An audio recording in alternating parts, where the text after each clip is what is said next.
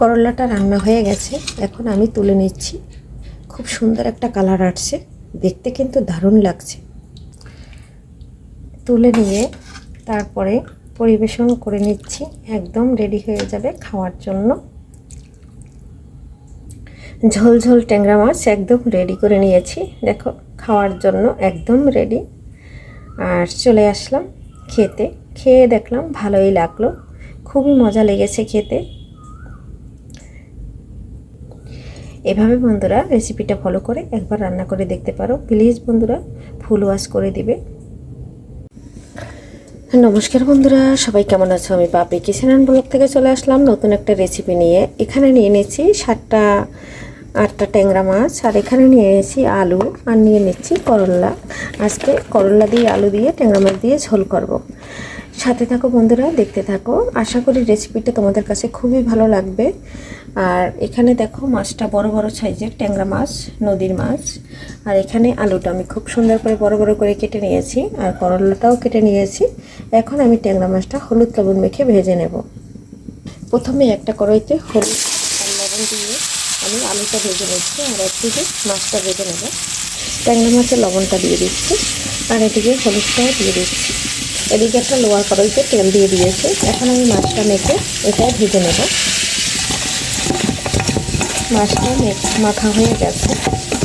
ট্যাংরা মাছটা ভাজার সময় তেলটা ছেঁকে, তাই কিন্তু আমি কড়াইতে ভাজতেছি। ফ্রাই প্যানে দিলে বেশি ছিটবে। মাছে কিন্তু একটু জলও নাই, সম্পূর্ণ শুকিয়ে নিয়েছি। মাছগুলো দিয়ে দিচ্ছি, দিয়ে সুন্দর করে উল্টে পাল্টে ভেজে নেব। আমার ভিডিও কাছে এবং দূরে, দেশ ও দেশের বাইরে থেকে যে বন্ধুরা দেখছো এবং কমেন্ট করছো, ভালোবাসা দিচ্ছো, লাইক করছো, তাদের জন্য অনেক অনেক ভালোবাসা এবং শুভকামনা, দোয়া, আশীর্বাদ রইল অবিরাম। আলুটা দিয়ে নেড়ে চেড়ে নিচ্ছি। বন্ধুরা, যাদের রান্না করার সময় থাকে না, যেহেতু আমাদের বাসায় সবাই জানিয়ে চাকরি করে, তাই আমার একটু তাড়াহুড়া থাকে।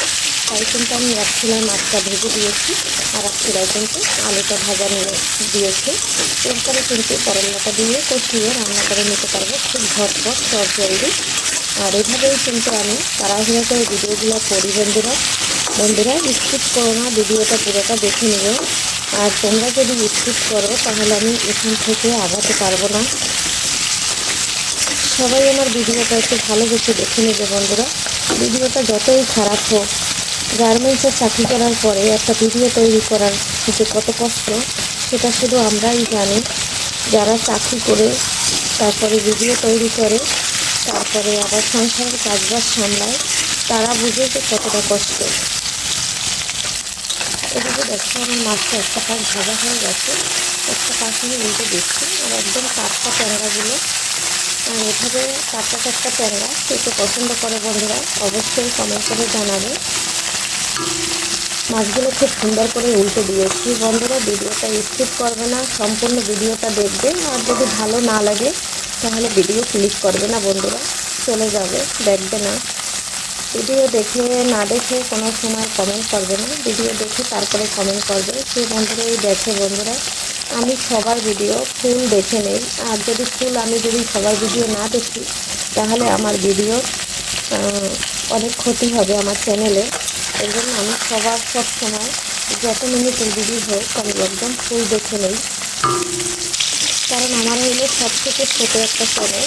এর জন্য আমি সবার ভিডিও সম্পূর্ণ দেখে নিই, কখনও টেনে দেখি না। দেখার অর্ধেক যখন হয় তখন আমি একটা কমেন্ট করি। অনেক সময় দেখতে দেখতে শেষ হয়ে যায়, তারপরে কমেন্ট করি। অনেক সময় ছেড়ে দিয়ে কাজকর্ম করি, তাই হয়তো কী কী ভিডিওতে আছে বা গঠনমূলক কমেন্ট আমি করতে পারি না ভিডিও রিলেটিভ। তখন দেখা যায় আমি একটা কমেন্ট করে দিই যে ভালো হয়েছে পুরো ভিডিওটা, এরকম। কারণ আমি যেহেতু কাজ করতে থাকি আর ভিডিও ছাড়া থাকে, সেক্ষেত্রে অনেক সময় দেখা যায় সম্পূর্ণ কথাগুলো শোনা যায় না, সম্পূর্ণ ভিডিও দেখা যায় না। সেক্ষেত্রে এভাবে আমার কমেন্ট করতে হয়, কিন্তু আমি কারো ভিডিও টেনে দেখি না। আলুটা আমার ভাজা হয়ে গেছে, এখন নামিয়ে নেব। সরি বন্ধুরা, আলুটা নামাবো না, এরকম করে করলাটা দিয়ে কষিয়ে নেব। এখানে সামান্য গরম জল দিয়ে দিচ্ছি।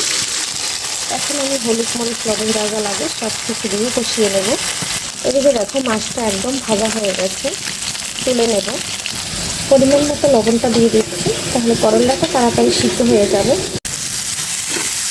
বন্ধুরা, করলার যে মশলাটা দেবো সেটা আমি এখানে অফ ক্যামেরায় কষিয়ে নিয়েছি।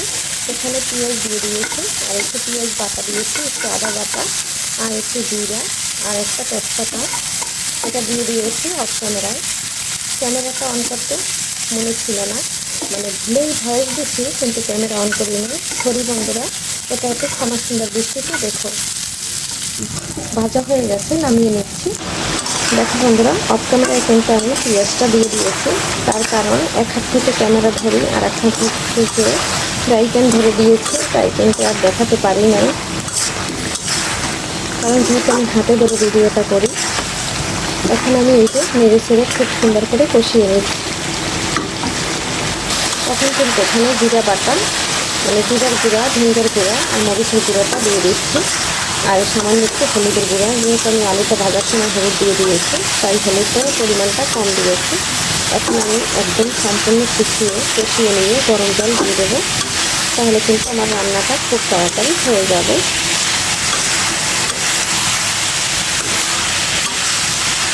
দেখো বন্ধুরা, খুব সুন্দর করে কষানো হয়ে গেছে, তেলটা একদম ছেড়ে দিয়েছি। এই পর্যায়ে আমি জলটা দিয়ে দেবো। করলা কিন্তু এভাবে রান্না করলে মাছ দিয়ে একটু তিতা লাগে না।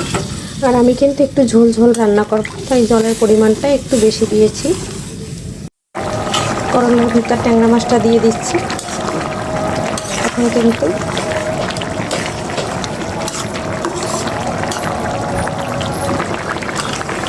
দেখো বন্ধুরা, করলাটা কিন্তু আমার একদম রান্না রেডি হয়ে গেছে। ঝোল ঝোল ট্যাংরা মাছ দিয়ে করলা।